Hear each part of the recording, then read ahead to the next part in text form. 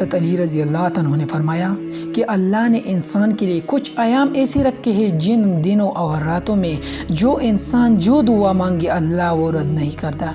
तो एक शख्स ने कहा, या अली वो दिन कौन से है? तो हज़रत अली रज़ी अल्लाह तआला ने फरमाया,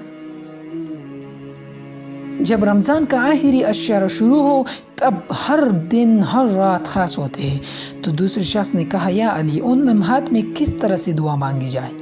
तो हज़रत अली रज़ी अल्लाह तआला ने फरमाया, एक शख्स रमज़ान के आखिरी अशरे में इशा के बाद अगर कोई इंसान पानी पी सूरह कदर 72 मरतबा पढ़ के दुआ मांगे, वो पानी पी ले, वो अल्लाह के फ़ज़ल व करम से अगर बीमार होगा, लाइलाज होगा तो अल्लाह उसे शिफ़ा अता करेगा। अगर बे औलाद होगा तो अल्लाह उसे औलाद सालेह अता करेगा। अगर बेरोज़गार होगा तो अल्लाह उसे रोज़गार अता करेगा। बेशक वो अपने बंदों से प्यार करता है।